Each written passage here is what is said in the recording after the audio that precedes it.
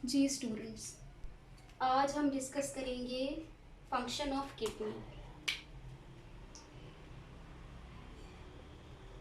There is a pair of kidney inside body of a vertebrate. Every kidney comprises of around 1 million nephrons in a human body. हम specifically human की physiology के लिए पढ़ेंगे हमारी body में क्या function है किडनी का. Kidney is concerned with production of urine. तो पहले हम देखेंगे स्ट्रक्चर ऑफ द किडनी और फिर देखेंगे urine formation mechanism. There are around 1 million cells inside a kidney. Each cell is called a nephron. Structurally, a kidney is divisible into two portions. The central portion is called medulla और बाहर का portion is called cortex. जहाँ structural difference है with respect to nephrons भी difference होगा. यहाँ nephrons का सिर्फ और सिर्फ capsule region आएगा और tubular region सारे का सारा medulla के अंदर आएगा. Now, look at every nephron. Every nephron is divisible into two parts. एक है इसका anterior portion, सबसे पहले का flattened portion ट्यूब का spatula like a spoon. ये portion कहलाता है cup shaped renal capsule. इस renal capsule के दो parts हैं. एक आपको दिखेगा ट्यूब का एक्सपैंडेड पोर्शन स्पून की तरह, स्पैचुला की तरह. इस पोर्शन को कहते हैं बोमन्स कैप्सूल. हमने हर दफ़ा पढ़ा है कि किसी भी स्ट्रक्चर का नाम साइंस में आपकी या मेरी मर्जी से नहीं होता. स्ट्रक्चर का नाम रखते हैं या तो on the basis of structure, on the basis of function, या तो हम जिस चीज़ की बात कर रहे हैं भला उसकी लोकेशन क्या है, या फिर on the basis of discovery, किस साइंटिस्ट ने उसको डिस्कवर किया या किस एरिया के अंदर वो डिस्कवर हुआ है. तो बेस्ड अपॉन, यहाँ देखिए इसको हमने बोमन्स कैप्सूल क्यों बोला, क्योंकि इसको डिस्कवर बोमन ने किया था. Bowman was a physician, doctor था. बहुत कम एज में उसने बोमन्स कैप्सूल डिस्कवर किया था. उसी के नाम पे ऑनर करते हैं और इसको बोमन्स कैप्सूल बोलते हैं. इस बोमन्स कैप्सूल के अंदर हमें साफ दिख रहा है ये रेड कलर की बहुत सारी कैपिलरीज का गुच्छा है. ये एक कैपिलरी नहीं है, ये पूरे का पूरा बंडल है. ये पूरे का पूरा जैसे गुच्छा बना हुआ है. तो ग्रीक लैंग्वेज में गुच्छे को बोलते हैं ग्लोमेरुलस. इसलिए इस ब्लड कैपिलरी के बंडल को बोल दिया हमने ग्लोमेरुलस. सो बेसिकली हमने अभी अभी देखा glomerulus and covered by Bowman's capsule. इन दोनों को मिला के बोलते हैं रीनल कैप्सूल. हम पहले स्ट्रक्चर को समझेंगे और फिर उसके बाद फंक्शंस पे जाएंगे. अब ज़रा फोकस कीजिए ब्लड कैपिलरीज पे. ब्लड कैपिलरीज जो ब्लड लेकर आ रही है नेफ्रॉन की तरफ, ये portion is thicker in diameter. इसमें जाहिर है आने वाले ब्लड का वॉल्यूम ज़्यादा होगा. इसको बोलते हैं एफ्रेंट आर्टीरियोल. और लेकर आने वाला एफ्रेंट है और लेकर जाने वाला जो इससे कलेक्ट करके जाएगा दैट इज इफ्रेंट. अभी अभी हमने देखा इफ्रेंट का डायमीटर बहुत कम है, एफ्रेंट का डायमीटर बहुत सारा है. इसलिए एफ्रेंट से आने वाला ब्लड ज़्यादा है और जाने वाला, क्योंकि ट्यूब का डायमीटर कम है इसलिए जाने वाला बहुत स्लो होकर चलेगा. तो यहाँ जो भी चीज़ आ रही है आने वाले का अमाउंट ज़्यादा है, जाने वाले का कम है. तो जो भी आ रहा है उसका ब्लड प्रेशर लाजमन ज़्यादा होगा. यहाँ जो भी फंक्शन होगा उसके लिए सिर्फ और सिर्फ एक चीज़ रिस्पॉन्सिबल है, ब्लड प्रेशर. एफ्रेंट किसका हिस्सा है, एफ्रेंट कहाँ से आ रही है, एक बड़ी आर्टरी का हिस्सा है ये, और यहाँ से ब्लड लेकर आ रही है. फिर जब ये ब्लड पूरे के पूरे नेफ्रॉन के ऊपर कैपिलरीज बनाएगा, हम थोड़ी देर में देख लेंगे, तो कलेक्ट होके भी ब्लड इसी के पास इफरेंट की फॉर्म में वापस आएगा। सेकेंड पोर्शन, एक हमने देखा नेफ्रॉन का हिस्सा है रीनल कैप्सूल, दूसरा हिस्सा है इसका ट्यूबुलर। ये ट्यूबुलर पोर्शन स्ट्रक्चरली तो हमें सिमिलर दिख रहा है, पर इसका फंक्शन डिफरेंट है। स्ट्रक्चरली भी इसका अपर कन्वोल्यूटेड पोर्शन डिफरेंट है और नीचे का यू शेप पोर्शन डिफरेंट है। There are basically two types of nephrons. Mammalian kidney के अंदर नेफ्रॉन्स दो तरह के हैं। एक वो नेफ्रॉन्स जिसका ये यू शेप्ड पोर्शन स्मॉल है, they are called cortical nephrons. Cortical nephrons ये वाला पोर्शन ऑक्यूपाई करते हैं इस तरह, इनका यू शेप्ड पोर्शन छोटा है and they occupy around 80% of the kidney, और बकाया रह गए 20%। वो 20% नेफ्रॉन्स ऐसे हैं जिनका अभी ये डायग्राम में दिख रहा है आपको, यू शेप्ड पोर्शन इलोंगेटेड है। This type of nephron is called juxtamedullary. ऐसे नेफ्रॉन्स सिर्फ और सिर्फ मेमेलियन बॉडी के अंदर होते हैं। हमेशा याद रखें, कॉर्टिकल नेफ्रॉन हर किडनी में होगा, चाहे वो फिश की किडनी है, चाहे वो एम्फीबियन की किडनी है, या वो बर्ड की किडनी है।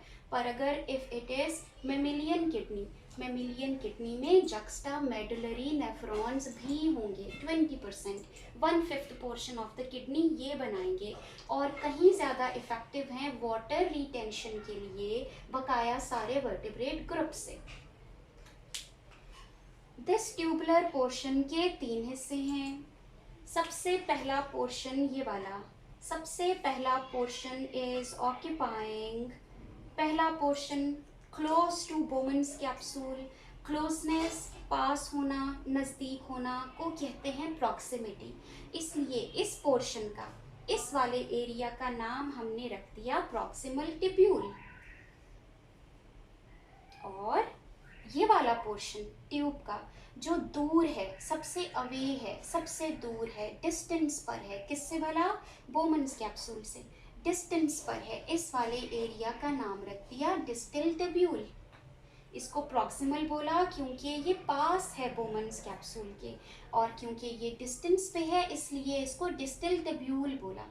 आपको ये दिख रहा है, दे आर हाईली कन्वोल्यूटेड, यहाँ पे कन्वल्शंस हैं ताकि छोटे से एरिया में ज़्यादा ट्यूब का हिस्सा ऑक्यूपाई हो जाए। ये भी कन्वोल्यूटेड एरिया है, इसको भी प्रॉक्सिमल कन्वोल्यूटेड टिब्यूल कहते हैं, इस एरिया को भी डिस्टल कन्वोल्यूटेड टिब्यूल कहते हैं। रेस्ट ऑफ द पोर्शन को देखिए, प्रॉक्सिमल पोर्शन डिस्टल पोर्शन के साथ कनेक्टेड है through a you tube, U shaped tube. ये यू शेप्ड ट्यूब हेनल्स लूप कहलाता है। फिर अगेन इसका नाम मेरा दिल कर रहा था या आपका दिल कर रहा था कि बेस पे नहीं रखते, साइंटिस्ट को ऑनर करने के लिए इसको हेनल्स लूप कहा, जिस साइंटिस्ट ने इसको डिस्कवर किया। Henle's loop purely, peculiarly, exclusively water absorption और सॉल्ट सिक्रीशन से कंसर्न्ड है। जब हम इसका फंक्शन डिस्कस करेंगे तो हम देखेंगे इस पूरी ट्यूब के थ्रू सिर्फ 2 चीज़ें अंदर आ सकती हैं या बाहर जा सकती हैं, these are salts and water only. तो this portion is called descending loop and this portion is called ascending loop. Henle's loop के फिजियोलॉजिकली 2 पोर्शंस हैं। इस पोर्शन का फंक्शन बिल्कुल डिफरेंट है, इस पोर्शन का फंक्शन बिल्कुल डिफरेंट है। ये पोर्शन जिसमें नीचे की तरफ फ्लूइड कंटिन्यू होता है, direction of the fluid downward है, इसको बोलते हैं डिसेंडिंग लूप, और ये वाले पोर्शन में फ्लूइड की डायरेक्शन अपवर्ड्स होती है, इसको बोलते हैं असेंडिंग लूप। बहुत इम्पॉर्टेंट एक स्ट्रक्चर यहाँ प्रेजेंट है जो पूरे के पूरे नेफ्रॉन में कहीं और नहीं है। This structure is called aquaporins. ये ख़ास किस्म की प्रोटीन्स हैं जो सिर्फ पानी को अंदर आने या बाहर जाने देती हैं। तो स्पेसिफिकली मैं आपको बता रही हूँ, ये सिर्फ वो पोर्शन है जहाँ से पानी या तो अंदर आ सकता है या बाहर जा सकता है। These channels are called aquaporins. MCQs की पॉइंट ऑफ व्यू से आपको याद रहना चाहिए, पूरे नेफ्रॉन में एक्वापोरेंस सिर्फ और सिर्फ हैनल्स लूप में प्रेजेंट हैं। अभी अभी हमने देखा इफरेंट एंड एफरेंट आर्टीरियोल सिर्फ और सिर्फ यहाँ पे ख़त्म नहीं होते, बल्कि दोनों बहुत सारी इफरेंट आर्टीरियोल से ब्लड वेसल्स निकलती हैं और इस पूरे के पूरे नेफ्रॉन को ऑक्यूपाई कर लेती हैं। ये सारी blood vessels thick capillary network बनाती हैं। यहाँ एक तरफ से ब्लड इसमें एंटर हो रहा है और दूसरी साइड से ब्लड यहाँ से बाहर जा रहा है। कहाँ जा रहा है भला? ये जा रहा है इफरेंट ब्रैंकी आर्टीरियोल के पास कलेक्ट होके। इसका मतलब आने वाला ब्लड और जाने वाला ब्लड दोनों किस पॉइंट पे आपस में कनेक्शन कर रहा है, ये देखिए। दोनों इस पॉइंट में आपस में कनेक्शन कर रहा है। ये भी पिक्यूलियरिटी है, एक्सक्लूसिव कैरेक्टर है जो हमें कहीं और नहीं दिखता, सिर्फ मैमल्स में दिखता है। आने वाली ब्लड वेसल्स और यहाँ से कोई भी नई चीज़ ऐड हुई, उसके बाद जाने वाली ब्लड वेसल्स हैनल्स ऑफ लूप के ऊपर एक थिक कैपिलरी नेटवर्क बनाती हैं। दिस थिक कैपिलरी नेटवर्क को वाजा रेक्टा कहते हैं। वाजा रेक्टा कहीं और किसी जगह नहीं बनता, सिर्फ और सिर्फ जक्स्टा मेडुलरी नेफ्रॉन के अंदर होता है। तो बेसिकली हर नेफ्रॉन का renal capsule different function perform करेगा। उसका प्रॉक्सिमल कन्वल्यूटेड, डिस्टल कन्वल्यूटेड तकरीबन एक जैसा फंक्शन परफॉर्म करेगा और सारे का सारा कॉन्सेंट्रेशन यूरिन के अंदर क्या चीज़ कितनी प्रेजेंट होनी चाहिए, वो सारे का सारा हैनल्स लूप डिसाइड करेगा।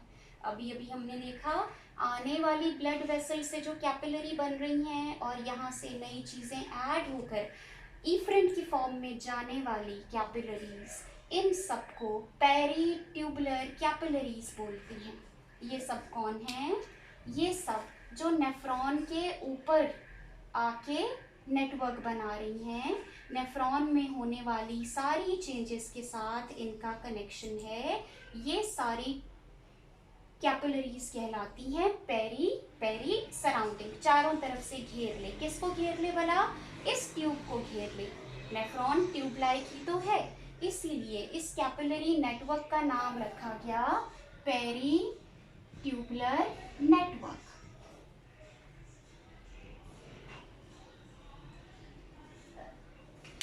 वीडियो नंबर 2 में आपको इसका फंक्शन अच्छे से समझाया जाएगा।